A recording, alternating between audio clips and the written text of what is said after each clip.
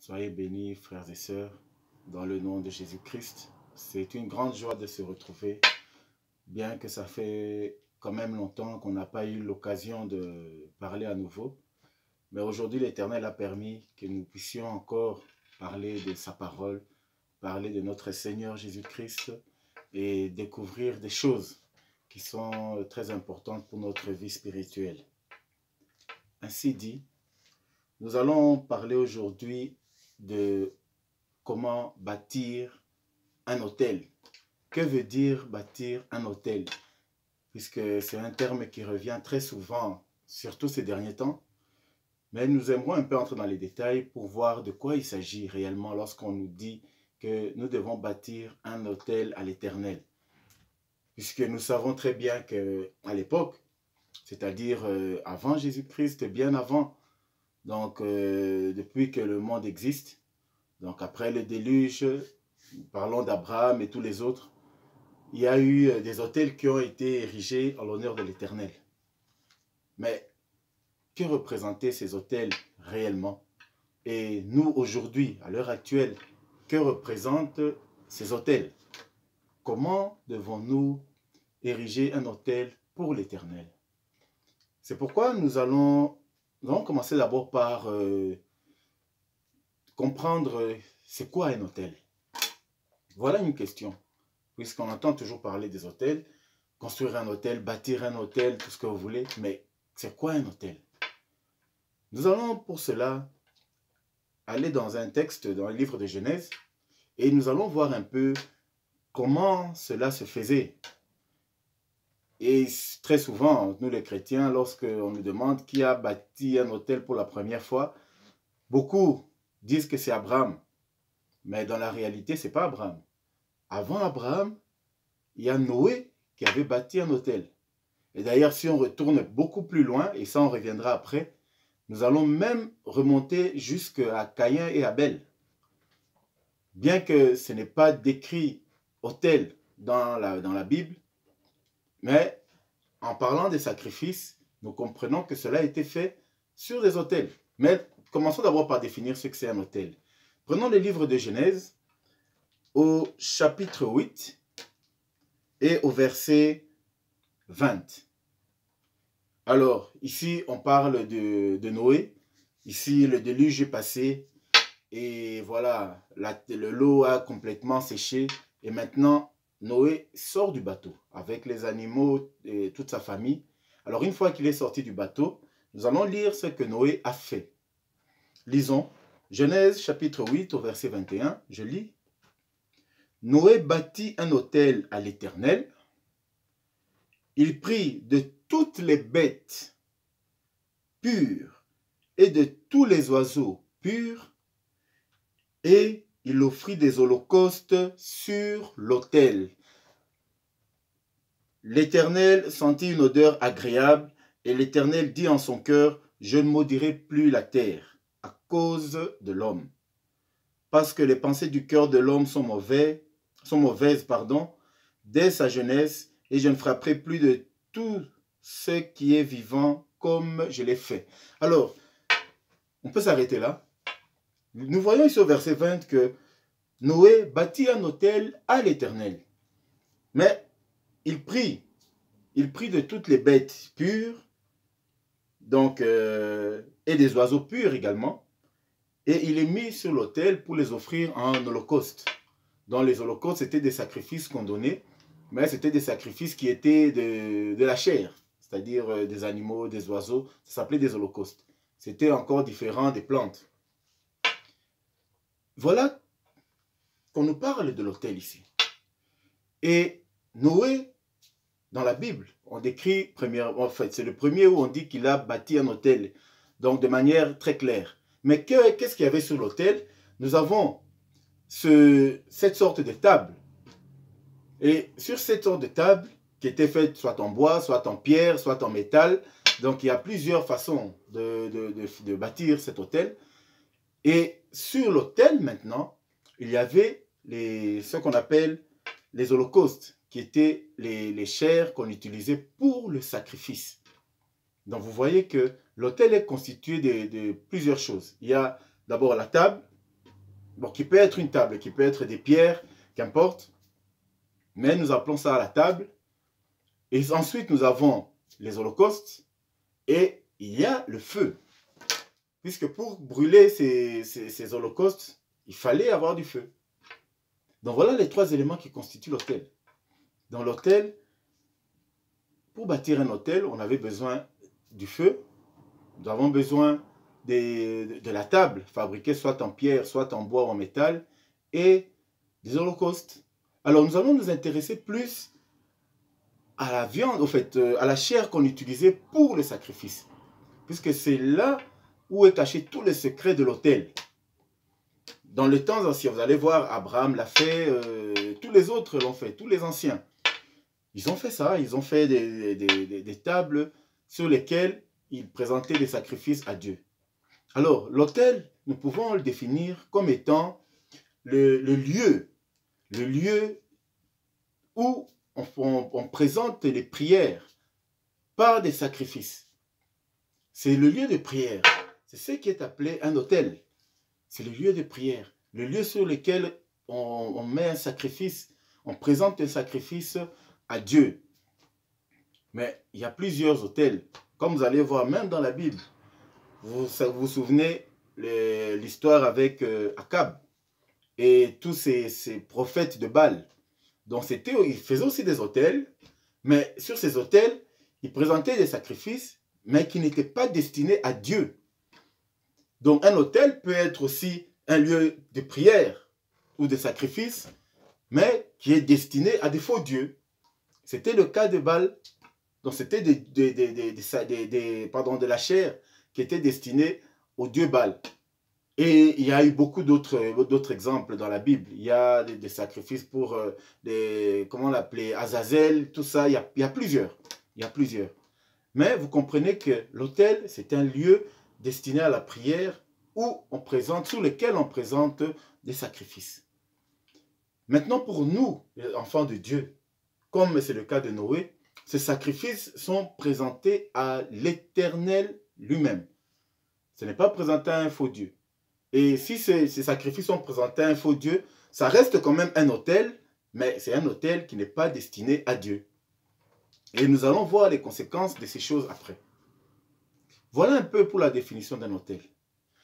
Alors vous comprenez que dans les temps anciens, et la Bible nous dit que même au temps de Salomon, il faisait des autels sur des hauts lieux, tout ça, pour aller adorer des faux dieux. Bien sûr, c'était les dieux des nations à l'époque. Comme Israël, c'était la seule nation qui avait l'Éternel. Et toutes les autres nations avaient encore des faux dieux.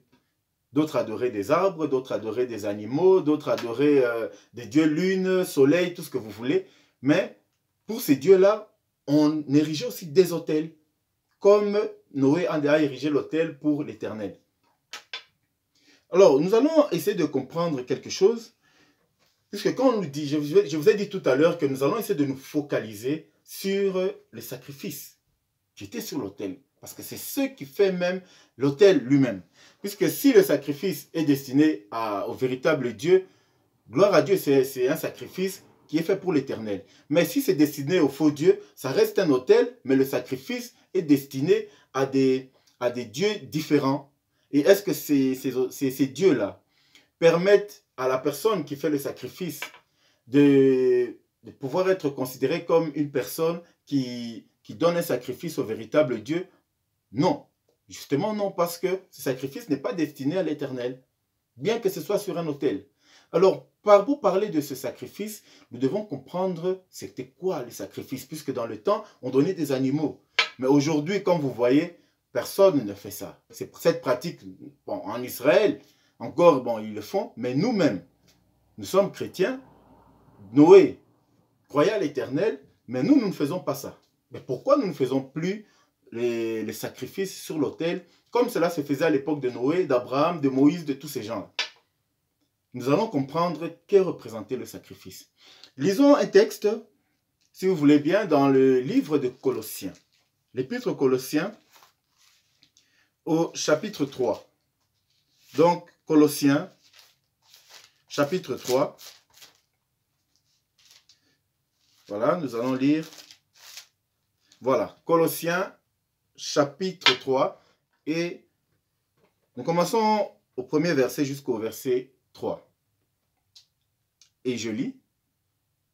Si donc vous êtes ressuscités avec Christ, cherchez les choses d'en haut, où Christ est assis à la droite de Dieu.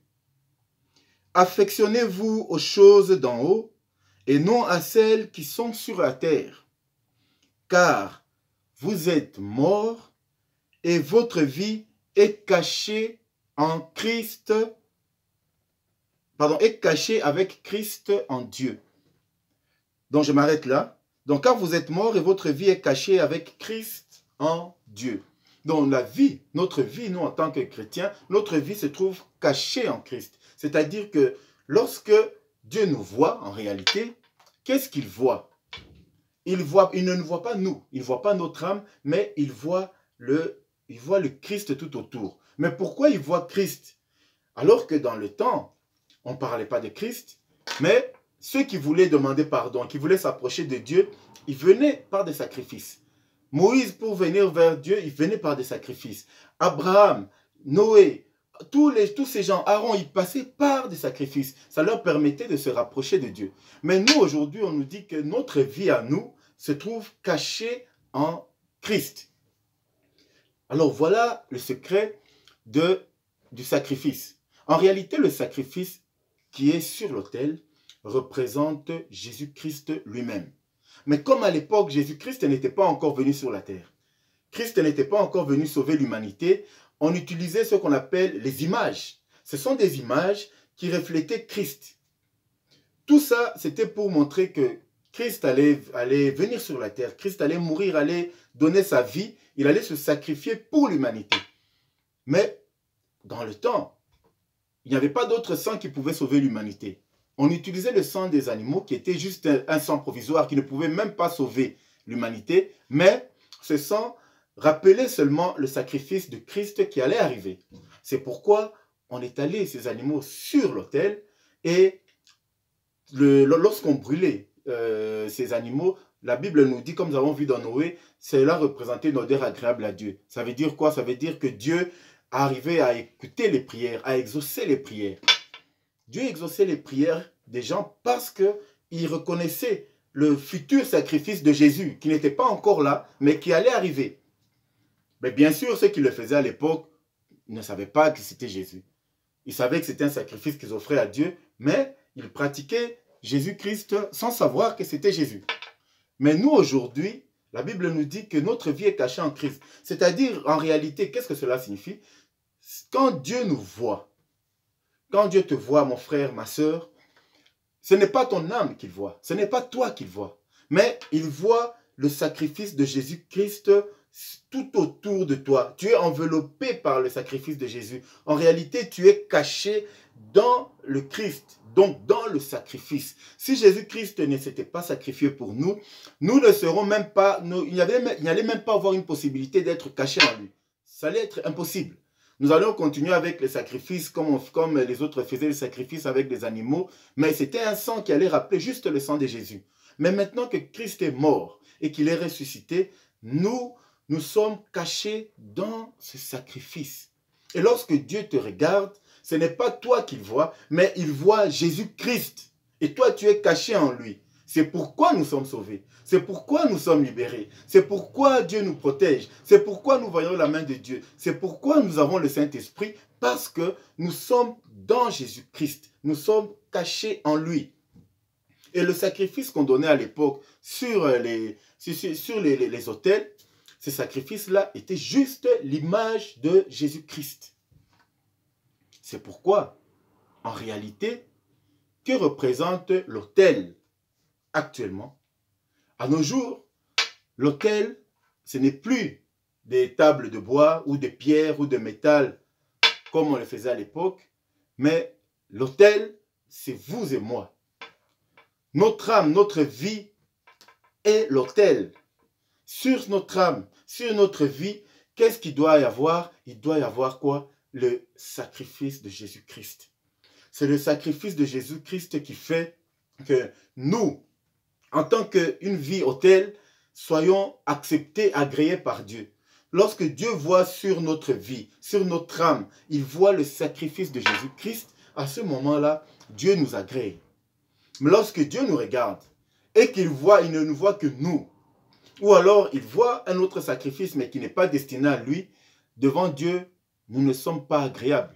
Nous sommes une abomination devant l'Éternel. C'est pourquoi vous et moi, nous sommes notre vie à nous, notre âme à nous, et l'autel sur lequel le sacrifice de Jésus-Christ doit se poser. C'est l'autel sur lequel le sacrifice de Jésus-Christ doit envelopper. C'est l'autel sur lequel Dieu, lorsqu'il regarde, il ne voit pas l'autel, il ne voit pas notre âme, mais il voit plutôt son fils qui est étalé. Il voit la vie de son fils. C'est pourquoi nous, pour être enfants de Dieu, pour être dans le Messie, pardon, dans comment on dit, dans la communion avec notre Dieu, nous devons avoir une vie qui soit totalement cachée dans la vie de Jésus-Christ, dans son sacrifice. C'est pourquoi, aujourd'hui, si nous voulons bâtir un autel, on n'a pas besoin d'aller chercher des bois, des pierres, du feu. Non, ce dont nous avons besoin, c'est de conformer notre vie à la vie de Christ. Recevoir Jésus-Christ, afin que Jésus-Christ, sur notre vie, il soit cette couverture, il soit ce sacrifice dont le sang couvre toute la vie. Dieu ne nous voit plus, il ne voit plus notre âme, il ne voit plus notre vie, il ne voit plus notre corps, il voit que le sacrifice de Jésus-Christ. C'est pourquoi l'apôtre Paul explique en disant « Affectionnez-vous ». Donc ici c'est dans Colossiens chapitre 3 verset 2, il dit « Affectionnez-vous aux choses d'en haut ». Donc c'est-à-dire conformez-vous à notre Christ. Les choses d'en haut, c'est-à-dire la vie de Jésus-Christ, la vie de notre Seigneur. Nous devons faire un effort pour nous approcher de notre Jésus-Christ. Nous devons faire un effort pour marcher dans la volonté de Christ. Faire un effort de pouvoir accepter Christ dans notre vie et le laisser prendre place. L'apôtre Paul a dit, si je vis, ce n'est plus moi qui vis, mais c'est Christ qui vit en moi. Qu'est-ce que l'apôtre Paul est en train de dire? Il est en train de dire que je suis devenu un autel pour l'Éternel. C'est-à-dire que en moi, quand Dieu me regarde, ce n'est pas les planches de bois qu'il voit, ni la pierre, ni le métal, mais quand il me regarde, il voit le sacrifice qui est Jésus-Christ. C'est pourquoi il dit que ce n'est plus moi qui vis. Donc ce n'est plus ma vie à moi. Ce n'est plus ma façon de marcher à moi. Ce n'est plus ma manière à moi, mais c'est la vie, le sacrifice de Jésus-Christ. Donc, ce que Dieu voit, c'est ma façon de marcher qui est celle de Jésus. Ma façon de parler qui est celle de Jésus. Ma façon de voir les choses qui est celle de Jésus. C'est ça être le sacrifice de l'humanité. C'est pourquoi nous disons que Jésus s'est sacrifié pour l'humanité. Il a donné son sang. Et lorsque Dieu voit l'humanité aujourd'hui, Dieu ne voit plus l'homme, mais il voit le sacrifice de Jésus. C'est pourquoi nous lui sommes agréables. Nous pouvons continuer en lisant un autre texte très important. D'abord, avant de parler de ça, j'aimerais vous dire ceci. Vous savez, on a parlé du sacrifice en disant que tout ce qu'on donnait, ça représentait Jésus-Christ. Ça représentait le Messie. C'est pourquoi, vous verrez, lorsque notre vie n'est pas conforme à la vie de notre Seigneur, nous pouvons dire que nous allons ériger un autel pour notre Dieu. Cet autel-là, devant l'Éternel, ça devient une abomination. Ça ne sera pas accepté. Pourquoi? Parce que lorsque Dieu te regarde, ce n'est pas Jésus qu'il voit. Il voit tes manières à toi. Il voit ton comportement à toi. Il voit ton âme à toi. Ton âme qui est dénudée, c'est-à-dire absente, en fait, qui n'est pas recouverte de la présence de Jésus-Christ. Ton âme est complètement nue. Et quand Dieu voit ça, même si tu es en train de faire des bonnes œuvres, même si tu aides les pauvres, même si tu aimes les gens, quel que soit ce que tu fais, mais lorsque Dieu te regarde et qu'en toi, il ne voit pas la vie de Jésus-Christ, il ne voit pas le sacrifice de Messie, il ne voit pas cette reconnaissance de Jésus-Christ comme étant ton Seigneur et Sauveur, à ce moment-là, ton sacrifice ne lui est pas agréable. C'est pourquoi vous verrez, lorsque vous lisez la Bible, l'histoire de Corneille, qui était le centenier, le premier païen à être baptisé, qu'est-ce qui s'était passé? La Bible nous dit que c'était un homme pieux. C'était un homme qui priait. C'est un homme qui était attaché à Dieu. Il aimait l'Éternel. Il aimait Dieu. Mais il n'avait pas encore accepté Jésus-Christ comme Seigneur et Sauveur. C'est pourquoi Dieu avait dit à Pierre, va le baptiser. Vous comprenez que même malgré nos bonnes actions, ce n'est pas nos efforts. Ce n'est pas nos efforts qui font de nous des gens agréables devant Dieu. Ce n'est pas nos efforts. L'effort humain reste vain devant Dieu, même si nous faisons de très bonnes actions. Mais devant Dieu, cela ne signifie absolument rien. Tant que Dieu ne voit pas en nous le Messie, tant qu'il ne voit pas en nous Jésus-Christ, lorsqu'il ne voit pas le sacrifice de Jésus pour l'Éternel, tout ce que nous pouvons faire, ça n'a pas de la valeur pour lui. Nous ne sommes agréables à Dieu que lorsque Dieu voit en nous la présence du sacrifice de Jésus-Christ. C'est très important. Et c'est seulement comme ça que notre vie peut être un autel pour l'Éternel. C'est comme ça que notre vie devient un autel pour l'Éternel. Le lieu où sortira la prière, le lieu où émanera la prière qui sera agréable à Dieu. Pourquoi? Parce que Dieu voit sur nous, sur notre vie, sur notre âme, il voit le sacrifice du Messie. Vous savez, lorsque l'Éternel avait demandé à Moïse de construire le tabernacle, dans le tabernacle, il y avait le bois. C'était fait avec du bois. Mais le bois était recouvert totalement d'or.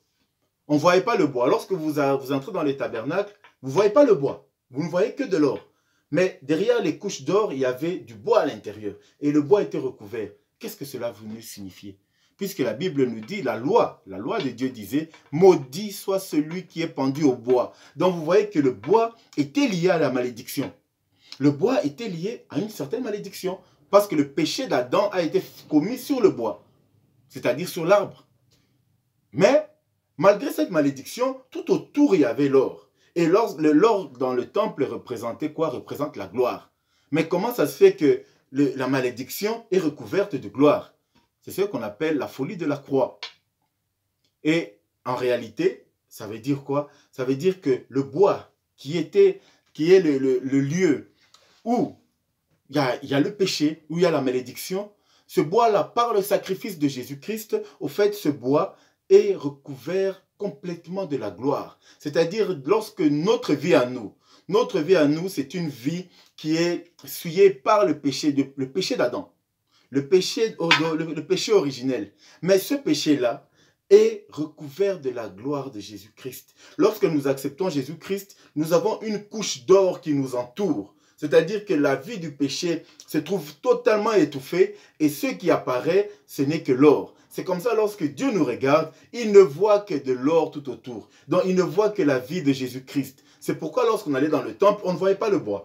On voyait juste les couches d'or qui recouvraient le bois, mais à l'intérieur, c'était la malédiction qui était là. C'est cette malédiction qui a mené Jésus qui a sauvé le monde, bien sûr, puisque Jésus était pendu au bois, c'est-à-dire Jésus était devenu malédiction. Parce que derrière, à partir du bois, je vais dire sur le bois, il y avait une prophétie ou alors une recommandation divine qui était dans la loi de Moïse. Et cette recommandation disait que celui qui sera pendu au bois sera maudit, puisque le bois, c'était l'élément qui avait amené la malédiction sur la terre. Donc c'est de là que la malédiction est passée pour envahir toute la terre. Donc le bois était lié à la malédiction. Mais, donc le bois il représente nous, comme vous et moi, nous sommes issus d'Adam. Le péché d'Adam est toujours en nous. Donc c'est-à-dire cette malédiction d'Adam traverse des générations, l'humanité tout entière est touchée. Mais lorsque nous acceptons Jésus-Christ, qu'est-ce que Jésus vient faire? Il vient recouvrir cette malédiction de quoi? De sa gloire. C'est-à-dire, il vient recouvrir cette malédiction de sa présence. C'est pourquoi lorsque Dieu va nous regarder, ce n'est plus nous qui voit, c'est plus cette malédiction qu'il voit. Même si nous faisons des bonnes actions, mais tant que nous portons le sang d'Adam, lorsque nous avons le sang d'origine, tant que nous avons le sang d'origine, le sang d'Adam, le sang qui avait péché au jardin d'Éden, nous sommes désagréables à Dieu, quelles que soient nos bonnes actions. Mais la seule chose qui nous rend agréables devant l'Éternel, c'est que l'Éternel puisse voir tout autour de nous cette couche de gloire, c'est-à-dire la présence du sacrifice de Jésus-Christ. Voilà ce que représente l'autel L'autel, ce n'est pas un endroit aujourd'hui où nous devons nous dire que non, nous allons bâtir des tables, nous allons vous donner l'argent pour faire je ne sais pas, des maisons ou je ne sais pas. Puisqu'aujourd'hui, le monde va tellement mal que nous entendons même des gens qui sont prêts à aller dépenser leur argent pour dire que non, nous allons envoyer de l'argent pour bâtir un hôtel. Nous allons donner de l'argent pour bâtir un hôtel. L'hôtel, ce n'est pas l'argent. L'Éternel n'a pas besoin de l'argent pour construire, pour bâtir votre hôtel. Et c'est vous-même qui bâtissez l'hôtel. Ce n'est personne qui bâtit, c'est personne qui peut bâtir pour vous. Personne n'a le pouvoir de bâtir votre hôtel. Vous êtes le seul à pouvoir bâtir votre propre hôtel. Et votre hôtel, ce n'est pas un hôtel physique. Ce n'est pas un hôtel matériel. Votre hôtel, c'est votre âme à vous qui est surmontée par le sacrifice de Jésus-Christ. C'est votre âme qui est recouverte de la présence de Jésus-Christ lui-même. C'est votre âme qui est cachée dans le sacrifice du Messie. Voilà ce que représente votre hôtel. L'hôtel, ce n'est pas une présence physique. Ce n'est pas un lieu physique où nous devons donner des sacrifices, nous devons donner des taureaux, des agneaux, comme ça se faisait dans le temps. Non. À l'époque, c'était l'image. Mais aujourd'hui, nous ne sommes plus dans l'image. Aujourd'hui, nous avons connu Jésus-Christ. Jésus-Christ a déjà sauvé l'humanité et le sacrifice qu'on donnait à l'époque représente le sacrifice du Messie. Celui qui va retourner, celui qui retourne encore dans ces temps-là pour dire que non, nous allons bâtir des hôtels et préparer, je ne sais pas, la viande, acheter ceci pour plaire à Dieu. C'est comme s'il était en train de dire que le sacrifice de Jésus-Christ ne servait à rien. Et que lui veut un nouveau sacrifice, c'est-à-dire retourner aux temps anciens, au temps où ce n'était que l'image pour plaire à Dieu. Frères et sœurs, celui qui retourne dans ces choses-là ne plaît pas du tout à Dieu, mais pas du tout. La seule façon d'être agréable au Seigneur, c'est d'avoir Jésus-Christ en nous qui va recouvrir notre vie de sa présence. Et c'est ça l'autel. C'est ça être un véritable autel. C'est pourquoi ne passons pas notre temps à aller chercher comment bâtir un hôtel à gauche, bâtir un hôtel à droite. Aujourd'hui, les églises nous appellent pour dire venez bâtir des hôtels à l'Éternel. Venez bâtir des hôtels. Mais de quel hôtel il s'agit? Comment veux-tu que je vienne bâtir l'hôtel chez toi? Non, mon hôtel, c'est ma vie à moi. Ma vie qui doit être conforme à la vie du Seigneur. Ma vie à moi qui reconnaît Jésus-Christ comme étant le Seigneur et Sauveur. Ma vie à moi qui accepte Jésus-Christ, que Jésus prenne le dessus dans ma vie et que moi je disparaisse. C'est ça l'autel. L'autel, ce n'est pas le matériel. L'autel, ce n'est pas l'argent. L'autel, ce n'est pas des sacrifices. Si un homme advenait, par exemple, je donne un exemple, hein, c'est un exemple. Si un homme se disait, bon, moi, je me sens tellement en bonne relation avec mon Dieu, donc je vais aller me sacrifier, je vais accepter qu'on puisse me tuer pour que mon sang puisse purifier le sang même de mes enfants. Ne parlons même pas des gens qu'on ne connaît pas, des enfants. Je vous dis, ça sera un sacrifice inutile devant Dieu parce que ce sacrifice-là n'a aucune valeur, aucune puissance et aucun intérêt devant Dieu. Puisque devant Dieu, il te voit toi et ce qu'il voit en toi, c'est le sang impur depuis le péché d'Adam. Ce sang impur qui est encore en toi. Dieu voit en toi cette malédiction-là qui est le bois. Mais ce que Dieu attend de toi, c'est de voir le sacrifice du Messie qui t'entoure. Ce n'est pas par tes propres efforts. Ce n'est pas ton comportement qui t'amène près de Dieu. Ce n'est pas ta façon de marcher. Ce n'est pas ton sourire, ta gentillesse qui te rapproche de Dieu. La seule chose qui nous rapproche de Dieu, c'est le sacrifice du Messie. C'est pourquoi, dans les temps anciens, pour s'approcher de Dieu, lorsque vous avez remarqué, tous les patriarches, lorsqu'ils voulaient demander quelque chose à Dieu, soit le pardon, soit une requête, ou alors même remercier Dieu, qu'est-ce qu'ils faisaient? Ils faisaient un sacrifice. C'est-à-dire, ils passaient par le sang, par le sacrifice d'un animal pour se rapprocher de Dieu, c'est-à-dire pour présenter une prière. Mais qu'est-ce qu'ils faisaient en réalité? Ils disaient à Dieu, nous reconnaissons que ce n'est que par le sang de Jésus-Christ que nous venons à toi.